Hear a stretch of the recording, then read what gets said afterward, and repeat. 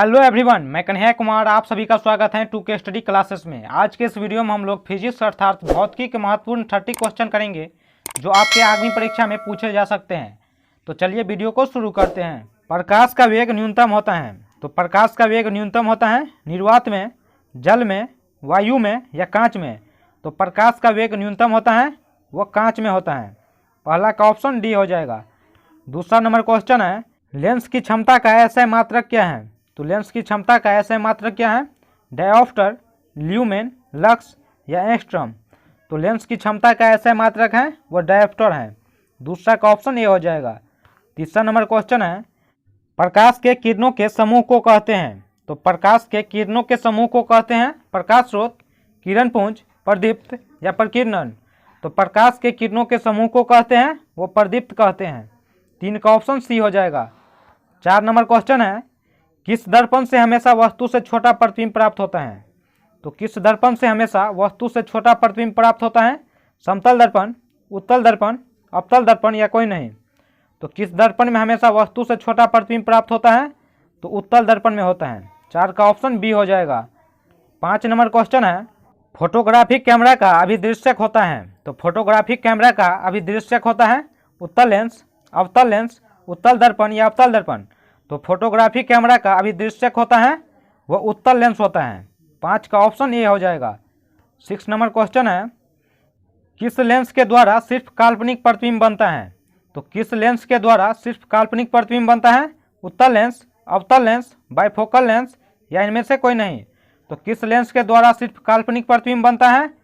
तो अवतल लेंस के द्वारा सिर्फ काल्पनिक प्रतिबिंब बनता है। 6 का ऑप्शन बी हो जाएगा। 7 नंबर क्वेश्चन है, लेंस में मुख्य फोकस की संख्या कितनी होती है? तो लेंस में मुख्य फोकस की संख्या कितनी होती है? 2, 1, 3 या कोई नहीं। तो लेंस में मुख्य फोकस की संख्या होती है वो 2 होती हैं। 7 का ऑप्शन ए हो जाएगा। 8 नंबर क्वेश्चन है, सोलर कुकर में प्रयोग किया जाता है। तो सोलर कुकर में प्रयोग किया जाता है अवतल दर्पण का, उत्तल दर्पण का, समतल दर्पण का या उत्तल तथा अवतल दर्पण का। तो सोलर कुकर में प्रयोग किया जाता है तो अवतल दर्पण का। 8 का ऑप्शन ए हो जाएगा।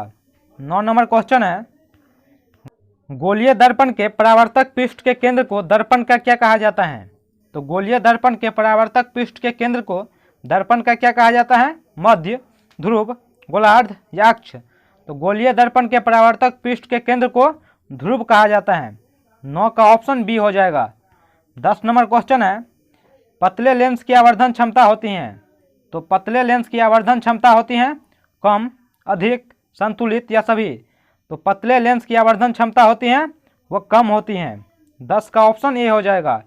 11 नंबर क्वेश्चन है, तारों के टिमटिमाने की व्याख्या किस सिद्धांत पर आधारित है? तो तारों के टिमटिमाने की व्याख्या किस सिद्धांत पर आधारित है? अपवर्तन के सिद्धांत पर, प्रकीर्णन के सिद्धांत, वर्ण विक्षेपण का सिद्धांत या इनमें से कोई नहीं। तो तारों के टिमटिमाने की व्याख्या अपवर्तन के सिद्धांत पर आधारित है। 11 का ऑप्शन ए हो जाएगा। 12 नंबर क्वेश्चन है, जो नेत्र निकट स्थित वस्तुओं को स्पष्ट नहीं देख पाता उस लेंस में होता है। तो जो व्यक्ति निकट स्थित वस्तुओं को स्पष्ट नहीं देख पाता उस लेंस में होता है तो दूरदृष्टि दोष होता है।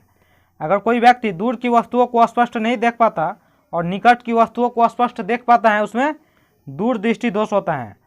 और कोई व्यक्ति निकट स्थित वस्तुओं को स्पष्ट देख पाता है और दूर स्थित वस्तुओं को स्पष्ट नहीं देख पाता उसमें होता है निकट दृष्टि दोष होता है।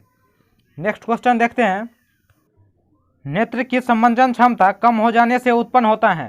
तो नेत्र की संबंधन क्षमता कम हो जाने से उत्पन्न होता है निकट दृष्टि दोष, दूर दृष्टि दोष, दरा दृष्टि दोष या वर्णाधता। तो नेत्र की संबंधन क्षमता कम हो जाने से उत्पन्न होता है तो जरा दृष्टि दोष होता है। 13 का ऑप्शन सी हो जाएगा। 14 नंबर क्वेश्चन है, चंद्रमा पर खड़े अंतरिक्ष यात्री को आकाश प्रतीत होता है। तो चंद्रमा पर खड़े अंतरिक्ष यात्री को आकाश कैसा दिखाई देता है? नीला, उजला, लाल या काला। तो काला दिखाई देता है। 14 का ऑप्शन डी हो जाएगा। 15 नंबर क्वेश्चन है, निकट दृष्टि दोष वाले व्यक्ति के चश्मे में होता है। तो निकट दृष्टि दोष वाले व्यक्ति के चश्मे में होता है तो जो व्यक्ति निकट स्थित वस्तुओं को स्पष्ट देख पाता है और दूर स्थित वस्तुओं को स्पष्ट नहीं देख पाता उसमें निकट दृष्टि दोष होता है। उसके निवारण के लिए अवतल लेंस का उपयोग करते हैं। तो 15 का ऑप्शन बी हो जाएगा। रेटिना प्रकाश को प्रवर्तित करता है।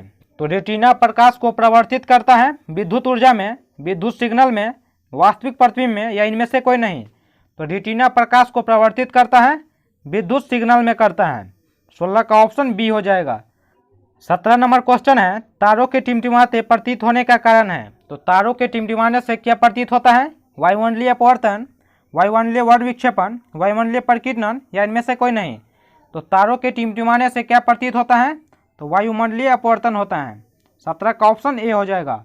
18 नंबर क्वेश्चन है, विभवांतर का ऐसा मात्रक होता है। तो विभवांतर का ऐसा मात्रक होता है जूल, वाट, एम्पियर या वोल्ट। तो विभवांतर का ऐसा मात्रक होता है वो वोल्ट होता है। 18 का ऑप्शन डी हो जाएगा। विद्युत शक्ति का मात्रक है। तो विद्युत शक्ति का मात्रक है एम्पियर, वोल्ट, ओम या वाट। तो विद्युत शक्ति का मात्रक है वो वाट है। 20 नंबर क्वेश्चन है, निम्नलिखित में से कौन विद्युत का सुचालक है? तो निम्नलिखित में से कौन विद्युत का सुचालक है? सल्फर, प्लास्टिक, आयोडीन या ग्रेफाइट।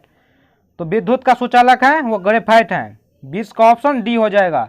21 नंबर क्वेश्चन है, विद्युत धारा उत्पन्न करने के युक्ति को कहते हैं। तो विद्युत धारा उत्पन्न करने के युक्ति को कहते हैं जनित्र, मोटर, एमीटर या गैल्वेनोमीटर।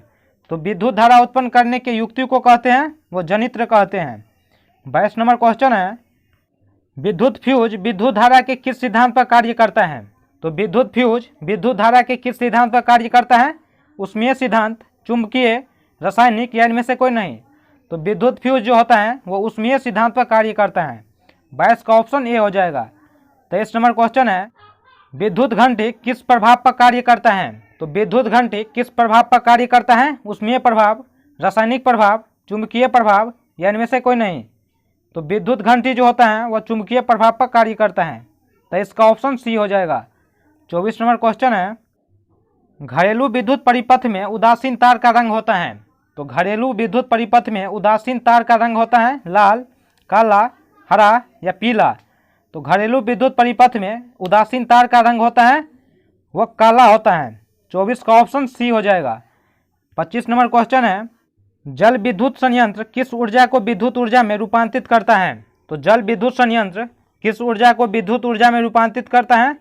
तापीय ऊर्जा, नाभिकीय ऊर्जा, सौर ऊर्जा या स्थितिज ऊर्जा। तो जल विद्युत संयंत्र को किस ऊर्जा में परिवर्तित करता है? तो स्थितिज ऊर्जा में परिवर्तित करता है। 25 का ऑप्शन डी हो जाएगा। 26 नंबर क्वेश्चन है, सूर्य तथा अन्य तारों की विशाल ऊर्जा के स्रोत हैं। तो सूर्य तथा अन्य तारों की विशाल ऊर्जा का स्रोत है नाभिकीय संलयन, नाभिकीय विखंडन या दोनों या इनमें से कोई नहीं। तो सूर्य तथा अन्य तारों की विशाल ऊर्जा का स्रोत है वो नाभिकीय संलयन है। 26 का ऑप्शन ए हो जाएगा। 27 नंबर क्वेश्चन है, पवनों का देश कहा जाता है। तो पवनों का देश कहा जाता है भारत, फिनलैंड, डेनमार्क या अमेरिका। तो पवनों का देश कहा जाता है वो डेनमार्क को कहा जाता है। 27 का ऑप्शन सी हो जाएगा। 28 नंबर क्वेश्चन है, सौर ऊर्जा को विद्युत ऊर्जा में परिवर्तित करता है। तो सौर ऊर्जा को विद्युत ऊर्जा में परिवर्तित करता है सौर ऊष्मक से, सौर कुकर, सौर सेल या विद्युत मोटर। तो सौर ऊर्जा को विद्युत ऊर्जा में परिवर्तित करता है वह सौर सेल से करता है। ऑप्शन सी हो जाएगा। 29 नंबर क्वेश्चन है, जीवाश्म ईंधन का उदाहरण है। जीवाश्म ईंधन का उदाहरण है कोयला, लकड़ी, गोबर गैस या ये सभी। तो जीवाश्म ईंधन का उदाहरण है तो इनमें से सभी हो जाएगा। 29 का ऑप्शन डी हो जाएगा। 30 नंबर क्वेश्चन है, कार्य करने की क्षमता को कहते हैं। तो कार्य करने की क्षमता को कहते हैं वो ऊर्जा कहते हैं। 30 का ऑप्शन सी हो जाएगा। तो दोस्तों फिजिक्स का टॉप 30 क्वेश्चन यहीं पे कंप्लीट हुआ और नेक्स्ट टॉपिक हम बहुत जल्द लेके आएंगे। तो दोस्तों कैसा लगा ये वीडियो? क्या वीडियो आपको वाकई अच्छा लगा? तो कमेंट करके ज़रूर बताइएगा। अगर कोई डाउट हो तो कमेंट में ज़रूर लिखिएगा। अपने फैमिली दोस्तों के साथ शेयर जरूर कीजिए और लाइक करना मत भूलिए जिससे मेरा मोटिवेशनल बना रहे। फिर मिलते हैं एक और न्यू वीडियो के साथ। तब तक के लिए जय हिंद, जय भारत।